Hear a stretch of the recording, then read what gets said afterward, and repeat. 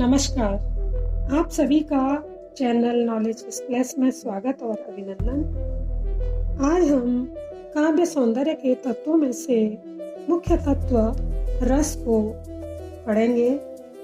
तो आइए बिना समय व्यर्थ किए हम अपने प्रकरण की ओर बढ़ते हैं।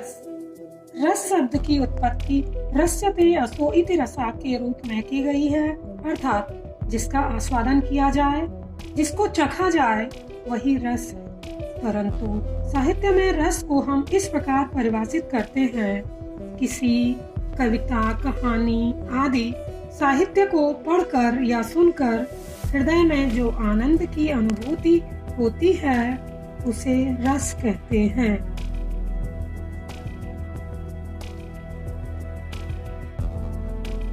रस के अवयव।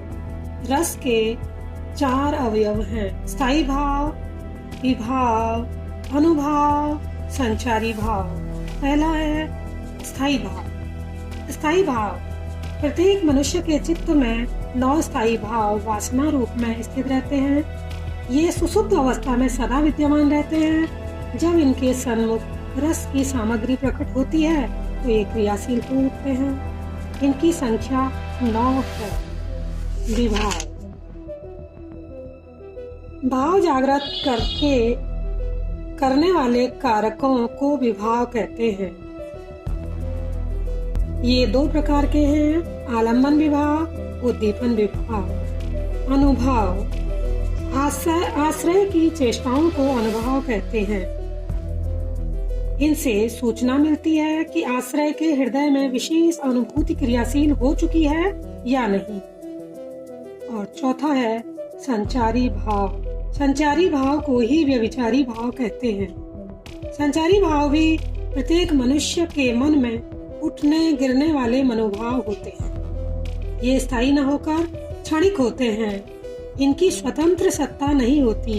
ये समय और परिस्थिति को देखकर उठते और गिरते रहते हैं। इनकी संख्या 33 है।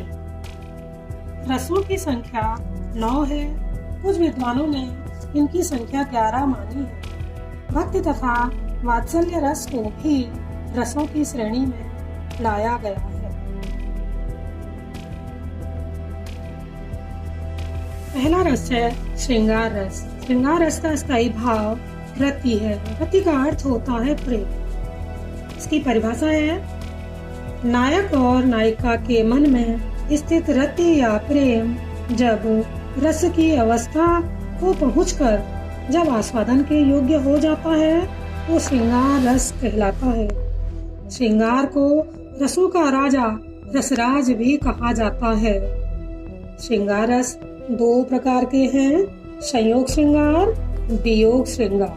पहला श्रृंगार है संयोग श्रृंगार। कविता में जहाँ नायक नायिका का संयोग हो रहा हो वहाँ संयोग श्रृंगार होता है। इसके उदाहरण हम देखते हैं: राम को रूप निहारती जानकी, कंगन के नग की परछाई, याते सबे सुधि भूल गई, कर टेकी रही पलटारती नाही। यहाँ सीता स्वयंवर की बात की गई है।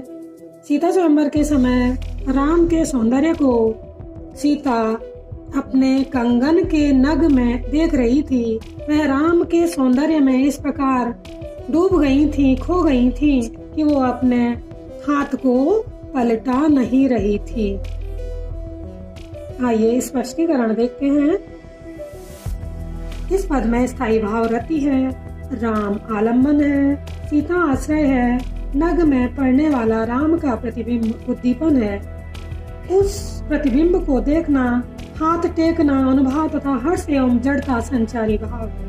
अतः इस पद में संयोग श्रृंगार है। दूसरा वियोग श्रृंगार, जिसे विप्रलंब श्रृंगार भी कहते हैं। इसकी परिभाषा है: कविता में जहाँ नायक और नायिका के बिछुड़ने का भाव हो वहाँ वियोग श्रृंगार होता है। उदाहरण के लिए: निस दिन वर्षति नैन हमारे, सदा रहत पावस ऋतु हम पे, जब ते श्याम सिधारे। यह सूरदास जी के भ्रमर गीत से लिया गया है। यहाँ पर उस समय का वर्णन है जब श्री कृष्ण मथुरा चले जाते हैं और उनके विरह में गोपियां व्याकुल होती हैं। वे उद्धव से कहती हैं, हे उद्धव, जब से श्याम मथुरा गए हैं तब से उनके विरह में हम पर हमेशा हमारे नेत्रों से इतने अश्रुधाराएं बहती रहती हैं कि हमेशा हम पर वर्षा ऋतु बनी रहती है। रस, दूसरा रस है वीर रस। वीर रस का स्थायी भाव उत्साह है। इसकी परिभाषा देखते हैं। युद्ध अथवा किसी कठिन कार्य को करने के लिए हृदय में जो उत्साह जागृत होता है उसे वीर रस कहते हैं। उदाहरण, तन कर भाला यों बोल उठा, राणा मुझको विश्राम न दे, मुझको वैरी से हृदय छो, तू तनिक मुझे आराम न दे। महाराणा प्रताप मुगलों से युद्ध करते हुए उनका भाला तन कर डट कर उनसे कहता है कि हे राणा, तू मुझे तनिक भी आराम मत दे, मुझे आराम की कोई आवश्यकता नहीं है। मेरे हृदय में शत्रुओं को क्षोभ पहुंचाने की, कष्ट पहुंचाने की बड़ी ही लालसा है, तू मुझे जरा भी आराम न दे। स्पष्टीकरण, यहाँ स्थायी भाव उत्साह है, आलम्बन शत्रु है, आश्रय राणा प्रताप है, उद्दीपन सेना है, अनुभाव गौरवपूर्ण वचन है, संचारी भाव आवेग है। करुण रस, करुण रस का स्थायी भाव शोक है। आइए इसकी परिभाषा देखते हैं। बंधु वियोग, बंधु विनाश या किसी प्रिय की अनिष्ट की आशंका पर हृदय में जो शोक का भाव जागृत होता है, यही शोक भाव विभाव अनुभाव संचारी भाव से पुष्ट होकर करुण रस की उत्पत्ति करता है।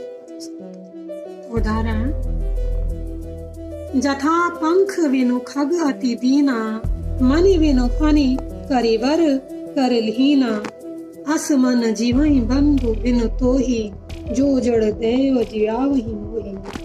यहाँ पर राम रावण युद्ध में जब लक्ष्मण को शक्ति लग जाती है तब हनुमान जी संजीवनी बूटी लेने जाते हैं और उन्हें आने में विलम्ब हो जाता है, तो रामचंद्र जी अपने भाग्य को कोसते हुए कहते हैं कि जथा पंख बिनु खग अति दीना, कि जिस प्रकार से पंख के बिना पक्षी, मणि के बिना सर्प तथा सूंड के बिना हाथी का जीवन दुखद एवं कष्टपूर्ण हो जाता है, उसी प्रकार हे लक्ष्मण, मेरा जीवन भी तुम्हारे बिना हो गया है। स्पष्टीकरण देते हैं। यहाँ लक्ष्मण आलंबन और राम आश्रय है। राम के उद्गार अनुभाव है, हनुमान जी का विलंब उद्दीपन एवं दैन्य चिंता व्याकुलता स्मृति आदि संचारी भाव है। अतः यहाँ करुण रस है।